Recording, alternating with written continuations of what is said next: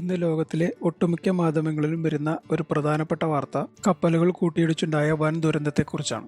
ബ്രിട്ടനിലെ യോർക്ക്ഷയർ തീരത്ത് നിന്നും വെറും 13 നോട്ടിക്കൽ മൈൽ ദൂരത്ത് കടലിൽ എല്ലാവിധ സുരക്ഷാ മാനദണ്ഡങ്ങളോടും മുൻകരുതലുകളോടും കൂടി പാർക്ക് ചെയ്തിരുന്ന അമേരിക്കൻ ഓയിൽ ടാങ്കറിന് മേൽ ഒരു പോർച്ചുഗീസ് ചരക്ക് കപ്പൽ വന്നിടിച്ച് വൻ ദുരന്തമുണ്ടായി. ഇത് തിങ്കളാഴ്ച ബ്രിട്ടീഷ് സമയം 9:45 കൂടിയാണ് ഉണ്ടായത്. അമേരിക്കൻ എണ്ണക്കപ്പലായ സ്റ്റെന ഇമ്മാക്കുലേറ്റ് ഏകദേശം 600 അടിയോളം നീളമുള്ള ഒരു വലിയ കപ്പലായിരുന്നു. പോർച്ചുഗലിൽ നിന്നും അമേരിക്കയിലേക്കുള്ള ഏകദേശം 2,22,000 ബാരൽ വിമാന ഇന്ധനമായിരുന്നു ഇതിലുണ്ടായിരുന്നത്. ഈ പടുകൂറ്റൻ കപ്പലിലേക്കാണ് പോർച്ചുഗീസ് കപ്പലായ MV സൊലോങ് ഇടിച്ചു കയറിയത്. എന്നാൽ ഈ കപ്പലിൽ ഉണ്ടായിരുന്നതാകട്ടെ കൊടിയ വിഷമായ 15 കണ്ടെയ്നർ സോഡിയം സയനൈഡ്. ഇടിയുടെ ആഘാതത്തിൽ 2 കപ്പലുകളും തകരുകയും തീപിടിക്കുകയും കപ്പലിലുണ്ടായിരുന്ന മുഴുവൻ എണ്ണയും സയനൈഡും കടലിൽ കലരുകയും ചെയ്തു. പോർച്ചുഗീസ് പതാകയേന്തിയ കപ്പൽ ഏകദേശം 30 കിലോമീറ്റർ വേഗതയിൽ നിർത്തിയിട്ടിരുന്ന അമേരിക്കൻ കപ്പലിലേക്ക് വന്നിടിക്കുകയായിരുന്നു. മറൈൻ ട്രാഫിക് ട്രാക്കിംഗ് ഡാറ്റ അനുസരിച്ച്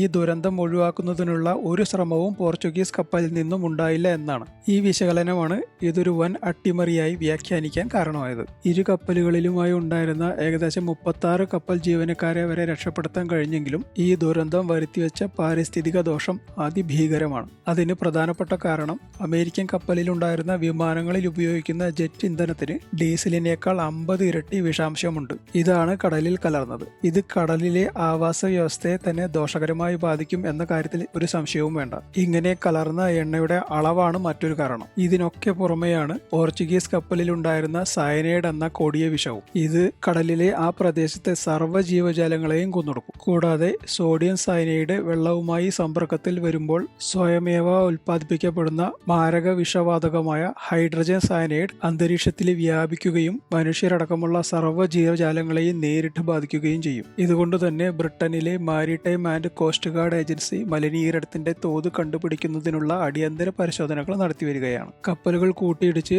പൊട്ടിത്തെറിയിലൂടെ ഉണ്ടായ വൻ തീപിടുത്തം കെടുത്താനുള്ള ശ്രമങ്ങൾ ഇപ്പോഴും നടന്നുവരികയാണ്. എന്നാൽ കടലിലെ ഈ തീപിടുത്തം കാരണം മൂലമുണ്ടായ ഉയർന്ന ചൂട് അഗ്നിശമന സേനാംഗങ്ങൾക്ക് ആ പ്രദേശത്തേക്ക് എത്തിച്ചേരുന്നതിന് വലിയ ബുദ്ധിമുട്ടുകൾ ഉണ്ടാക്കുന്നു.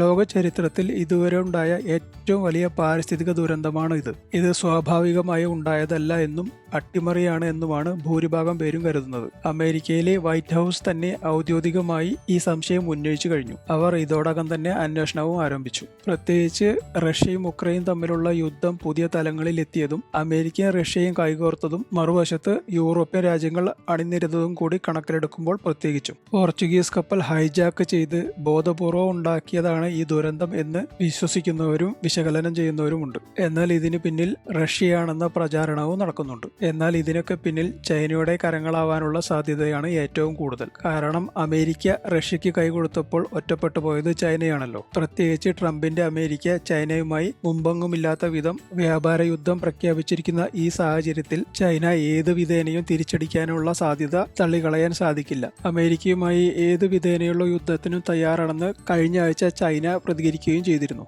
ഇനി ഇതെല്ലാം അന്വേഷണത്തിലൂടെ തെളിയിക്കേണ്ടതാണെങ്കിലും അമേരിക്കയ്ക്കെതിരെ ഇപ്പോൾ തന്നെ ലോകത്തിന്റെ പല കോണുകളിൽ നിന്നും പൊളിയാക്രമണങ്ങൾ വളരെയധികം വർദ്ധിച്ചിട്ടുണ്ട്. കഴിഞ്ഞ ദിവസങ്ങളിൽ അമേരിക്കയിലെ എക്സ് പ്ലാറ്റ്ഫോം, അതായത് പഴയ ട്വിറ്റർ, പലതവണ ഹാക്ക് ചെയ്യപ്പെട്ടിരുന്നു. ഊഹാപോഹങ്ങളെല്ലാം തെളിവുകൾക്ക് വഴിമാറിയാലും ഈ പുതിയ സംഭവം സർവ്വ ജീവജാലങ്ങൾക്കും വൻ ദോഷം ചെയ്യുമെന്ന കാര്യത്തിൽ സംശയമേ വേണ്ട. അമേരിക്കൻ പ്രസിഡന്റ് ട്രംപ് തന്നെ 3ാം ലോക മഹായുദ്ധത്തെക്കുറിച്ച് സംസാരിച്ചു തുടങ്ങിയിരിക്കുന്ന ഈ സാഹചര്യത്തിൽ ഇതൊരു കാരണമായാൽ ഒട്ടും അത്ഭുതപ്പെടാനില്ല.